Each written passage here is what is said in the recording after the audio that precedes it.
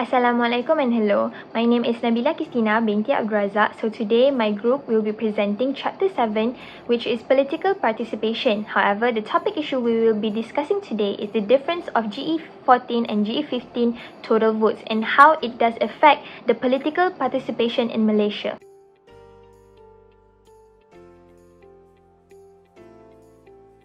The synopsis or the main objective of this study is to analyze the changes between the General Election 14, which is GE14, and General Election 15, as known as GE15, in a few aspects. The following aspects are race, ages, and state. Therefore, with these three objectives, we will analyze the total number of voters and how does this aspect affect the number of voters between GE14 and GE15. In conjunction of this, it will be related on how the conventional participation must be changed in elections. From both elections, we can conclude that the two races with the largest participation in this conventional process is Indians and Chinese. The majority of the voters from both Chinese and Indians cast their ballots in favor to Pakatan Harapan.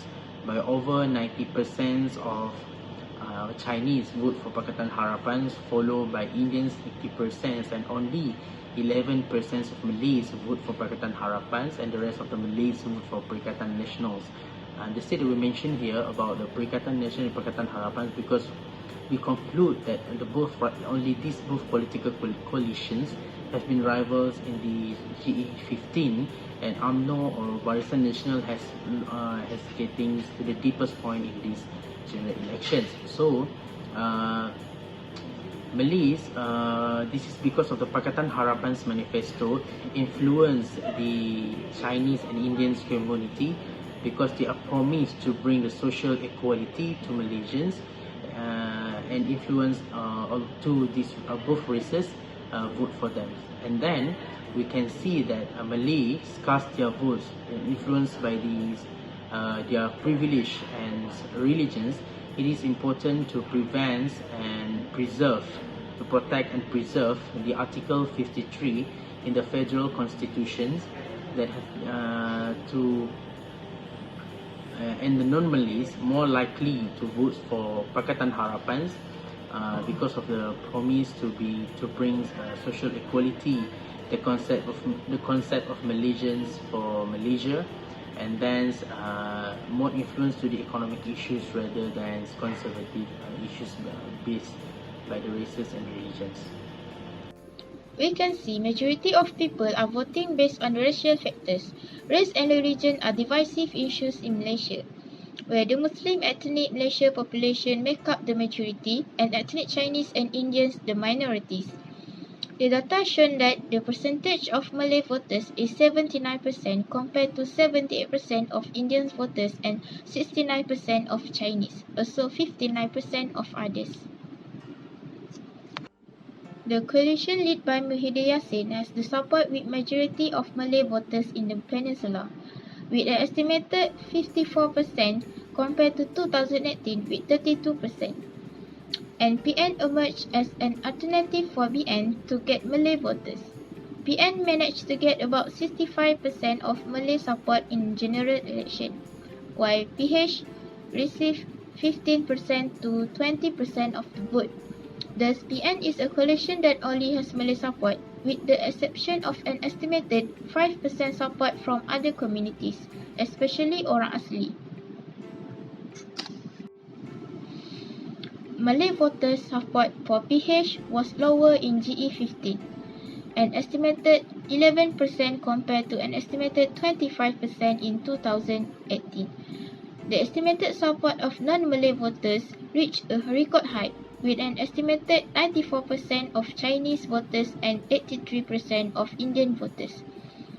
We can see Anwar Ibrahim's daughter Nur Izzah was among the candidates who suffered defeat as a result of the major changes in the Malay vote given to Perikatan Nasional in the result of the 15th general election. The age issue is what caused the difference in voters between GE14 and GE15. According to the Election Commission, some of 70% or about 14.82 million of the 21.17 million electors in GE15 had cast their ballots at 4 p.m. on Saturday, November 19. Exit exceeding the total number who voted in GE14 by 3.42 million. As at 2 p.m., number of GE15 voters already matched GE14 total of 12.3 million. Voter turnout in GE15 is predicted to be lower in percentage terms, but higher in absolute terms due to an expanded voter base from automatic voter registration and the reduction of age from 21 to 18. 21.17 million registered voters in GE15 are roughly 42% more than the 14.94 million registered voters in GE14. Next topic I will be discussing is the amount of nation registered for the general election 14 during 2018 is 14 million plus, which is 82.32% from the eligible voters nation. However, in the 15 general election GE15, there are 21 million more, which increased to 42% more than GE14. Selangor voters increased more than 50%. The number of registered voters in Selangor went up by 52.28%, or 1 million plus people as eligible voters for the GE15, taking the total in the state, which is 3 million plus compared to GE14. However, for Perak, voter turnout in Perak surpasses GE14. The number of people who have voted in Perak in the GE15 so far has surpassed the total amount in the GE14. Perak EC Director Muhammad Nazri Ismail said as of 3:40 p.m. in the General Election 15 on November 19, some 1 million people had cast their voted ballots in the state. It has already surpasses the total amount in 2018, which was at 80.4% or 1 million plus people. The number of registered voters in the state was 2 million plus, with about of 526,000 them being new voters in that year. Now I will continue my presentation about state. In addition, the number of people who went out to vote in the general election GE15 in the state of Perlis also increased by 195,927 people compared to the general election GE14, which was 115,221. This increase is as much as 45,706 people who went out to vote. This is further proven from the press release of the Malaysian Insight stating that the number of voters who came out to fulfill their responsibilities as a Malaysian has passed the general election GE14.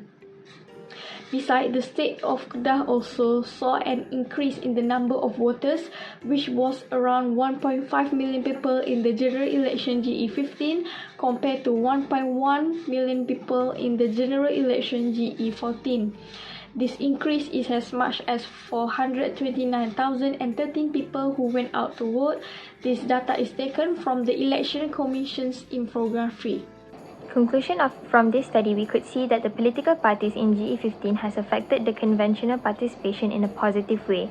This is because majority of the states has increased the number of total votings. In this analysis, we could come to a conclusion that the addition of Undi 18, which is the legal vote of 18 years old and above, and the system of Election Commission of Malaysia that has upgraded by providing an automated registration has impacted the rising number tremendously in the general election 15 for every state in Malaysia, where it has helped the people in rural areas that has no internet connection and also the older people who are not tech savvy in Malaysia to be involved in the political participation.